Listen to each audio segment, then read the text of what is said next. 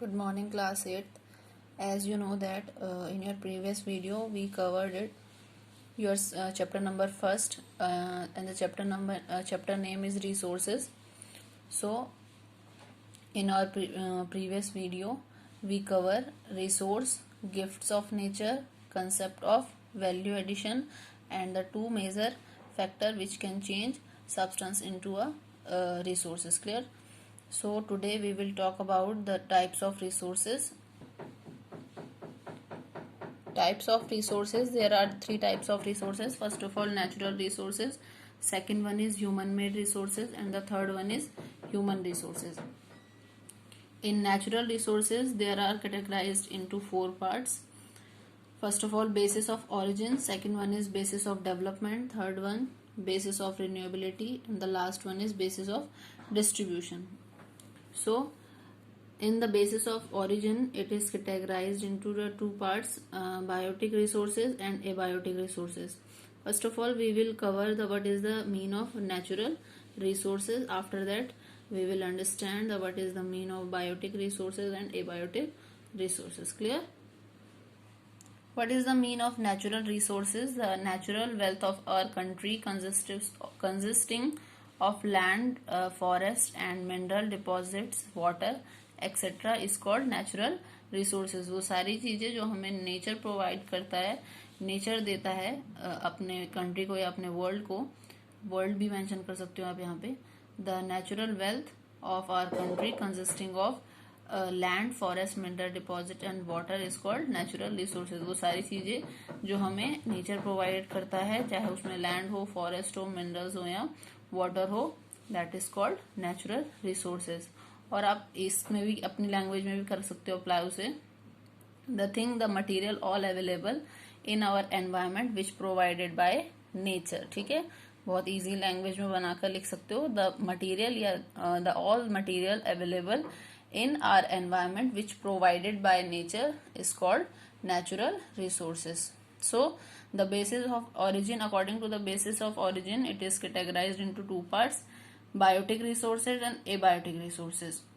The first point in biotic resource is first one known as the living resources. biotic resources को आप living resource भी कहते हो, living भी होते हैं. लिविंग थिंग्स में जो सारी चीजें लिविंग थिंग्स से रिलेटेड हैं वो सारी आपकी बायोटिक रिसोर्सेज में आती हैं. ठीक है.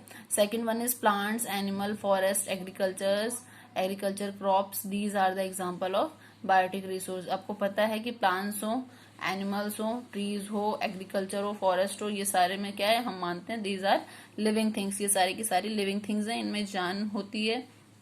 ठीक है. ये ग्रो करते हैं, ये मूव करते हैं एक जगह से दूसरी जगह. They can move from one place to another place. ठीक है. तो जो सारी चीजें मूव करती हैं या जिनकी ग्रोथ होती है वो सारी चीजें किसमें आती हैं, लिविंग थिंग्स में आती हैं. तो first of all biotic resources is also known as living things या कह सकते हो living resources. And the second point is plants, animal, forest, agriculture crops and these are the example of biotic resources. ठीक है. Example में अगर पूछते हैं तो आपको वो सारी लिविंग थिंग्स की चीजें बता देनी है जिन जो मूव भी करते हैं और जो जिनकी ग्रोथ भी होती है. The third one is capacity to reproduce. They are able to reproduce their young ones. वो अपने ही यंग वंस को रिप्रोड्यूस करने के एबल होते हैं. जैसे कि मान लीजिए एनिमल्स में आप देखते हो कि एनिमल्स जैसे हाथी है तो हाथी का बेबी होता है. ठीक है. तो जो रिप्रोड्यूस करने की एबिलिटी है वो इनके अंदर होती है. किनके अंदर, लिविंग रिसोर्सेज के अंदर, जो आपकी बायोटिक रिसोर्सेज में आते हैं. ठीक. And the renewable, what is the mean of renewable?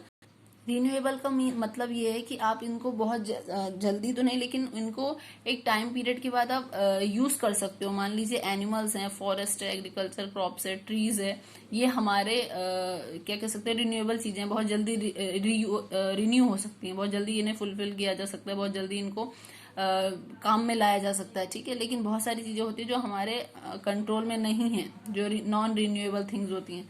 Renewable things में क्या आएगा, जो हमारे हाथ में है जो चीजें और जो बहुत जल्दी इजीली बहुत जल्दी रिन्यू हो सकती हैं. जैसे प्लांट्स हैं, जैसे ट्रीज हैं. ठीक है. ये सारी चीजें प्लांट्स आप ग्रो करते हो तो ये सारी चीजों में लैकिंग नहीं देखने को मिलेगी, बहुत जल्दी फुलफिल हो जाएंगी, बहुत जल्दी ये हमें प्रोवाइड हो सकती हैं, लेकिन नॉन रिन्यूएबल थिंग्स एक बार अगर खत्म हो जाती हैं तो दोबारा रिन्यू होने में वो बहुत साल लगा लेते हैं। लेकिन ये चीजें ऐसी हैं जो आपको ज्यादा टाइम नहीं लेंगी, ज्यादा टाइम कंज्यूमिंग नहीं होती हैं।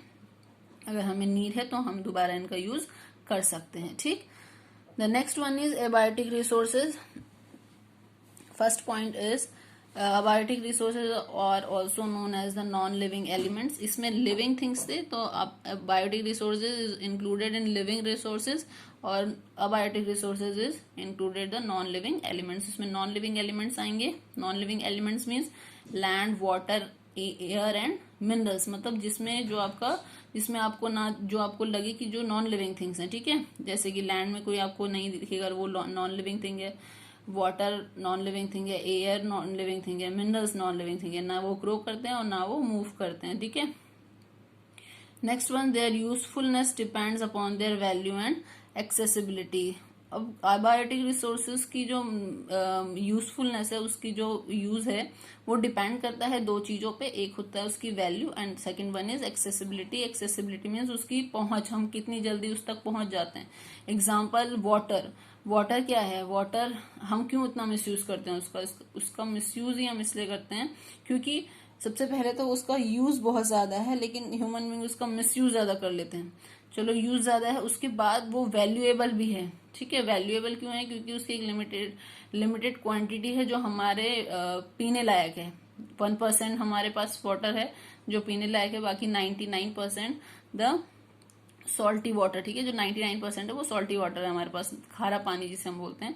एंड द एक्सेसिबिलिटी, लेकिन इसकी पहुंच बहुत इजी है, हम इसमें पहुंच जाते हैं। जहाँ नदियों में देखोगे आप, लेक्स में देख लीजिए, रिवर्स देख लीजिए। ठीक है, तो ये सारी चीजें क्या है? एक्सेसिबिलिटी इजीली है, इसलिए वो इतनी जल्दी उसका डिस्ट्रॉय हो जाता है, उसको डिस्ट्रॉय कर देते हैं ह्यूमन बींग्स। तो किसी भी चीज का यूजफुलनेस और उस यूजफुलनेस कब होगी? जब उसकी वैल्यू है और उसकी एक्सेसिबिलिटी इजी है, उसकी पहुंच इजी है, तो हम उसका यूज उतनी ज्यादा करते हैं। जितना जिसकी एक्सेसिबिलिटी कम होगी, जहां हम जल्दी से नहीं जा पाते हैं, वो चीजों में हम कम इन्वॉल्व होंगे। जो चीजें हम नहीं कर पाते हैं उन चीजों को हम कम छेड़छाड़ करते हैं। लेकिन जिन चीजों में एक्सेसिबिलिटी ज्यादा होगी, बहुत जल्दी जिस चीज को कर लेते हैं या बहुत जल्दी जिस चीज को कर सकते हैं, उसे करने की इच्छा करेंगे। ठीक है, तो इनको हम उन्हीं चीजों को जल्दी ज्यादा यूज करेंगे आपके अबायोटिक रिसोर्सेज में जिसकी वैल्यू भी हो और जिसकी एक्सेसिबिलिटी इजी भी होती है। जैसे माइनिंग वगैरह, कोल माइनिंग होती है। ठीक, कोयला निकाला जाता है तो उसको हर दूसरा इंसान नहीं कर सकता है, उसको एक पर्टिकुलर टेक्नोलॉजी के टेक्निक के थ्रू किया जाता है ना, तो उसको हर दूसरा इंसान नहीं कर सकता। उसकी वैल्यू तो है, वो यूजफुल भी है, लेकिन उसकी एक्सेसिबिलिटी इजी नहीं है। तो कंपैरिजन टू वाटर हम कह सकते हैं कि मिनरल्स की एक्सेसिबिलिटी इजी नहीं है, उस तक आपको पहुंचना हर दूसरा इंसान उसके माइनिंग, कोल माइनिंग नहीं कर सकता है। ठीक है, लेकिन वाटर मिसयूज कर सकता है, हर कोई कर सकता है। तो इसीलिए जिस चीज की एक्सेसिबिलिटी इजी होगी और वैल्यू भी ज्यादा होगी, उसको हम ज्यादा यूज करते हैं, उन चीजों का हम ज्यादा यूज करते हैं और कभी कभी मिसयूज भी कर देते हैं। The next one is demand for industries.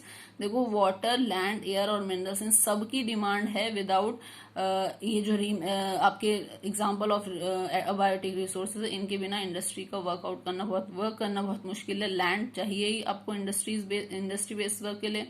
Water is necessary, air is necessary for everyone and the minerals। ठीक है, विदाउट मिनरल्स तो कुछ वो ही नहीं है, प्रॉफिट्स ही नहीं है इंडस्ट्रीज को लगाने का। तो the demands for industry based on land, water, air and minerals, and you can say the demand for industries based on abiotic resources. और नॉन रिन्यूएबल है। नॉन रिन्यूएबल, यहाँ पे मैंने रिन्यूएबल बताया कि इनको बहुत इजीली दोबारा हम गेन कर सकते हैं, लेकिन नॉन रिन्यूएबल वही है, एक बार अगर रिसोर्सेज फिनिश हो जाएंगे तो उन्हें दोबारा फुल होने में, दोबारा यूज करने के लिए हमें मिलियन ऑफ ईयर्स का टाइम लग जाएगा, बहुत लंबा समय लगता है। मान लीजिए कि अगर कोल माइनिंग वगैरह हम इतना करते हैं तो कोल माइनिंग से कितने सारे लॉसेस होते हैं, और उसके एक लिमिटेशन पीरियड के बाद वो सारी जो मिनरल्स होंगे हमारे सरफेस, हमारे अर्थ से, वो हमारे लैंड सरफेस से, वो सारे के सारे क्या हो जाएंगे? खत्म। और खत्म होने के बाद जो हमारा फ्यूचर जनरेशन होगा उसके लिए कुछ नहीं होगा। मान लीजिए वाटर अगर हम सारा अभी मिस यूज कर दें उसका, तो क्या होगा? कुछ सालों बाद हम वेट करेंगे, कुछ सालों बाद हम सोचेंगे कि हमारे फ्यूचर जनरेशन के लिए वो पानी बचे, तो that is not possible for future generation, ठीक, वो नहीं हो पाएगा, पॉसिबल ही नहीं है कि उनके लिए कुछ पानी पीने लायक बचे। तो नॉन रिन्यूएबल थिंग्स मतलब जिसको रिन्यू होने में बहुत सारे साल लग जाते हैं, मिलियन ऑफ ईयर्स वो लेते हैं टाइम। और नॉन रिन्यूएबल थिंग्स मीन्स जिनको यूज करने के लिए हमें ज्यादा टाइम नहीं लगता, वो दोबारा से आपके यूज में आ सकते हैं और इजीली आ सकते हैं, ठीक। सो बी केयरफुल अबाउट एनवायरनमेंट, अपने नेचुरल रिसोर्सेज के, अपने एनवायरनमेंट के अकॉर्डिंग आप अवेयर रहिए। आपको पता भी है कि कल आपका environment world environment day celebrate हुआ है, तो उसकी केयर करिए, ठीक। So thank you so much class 8।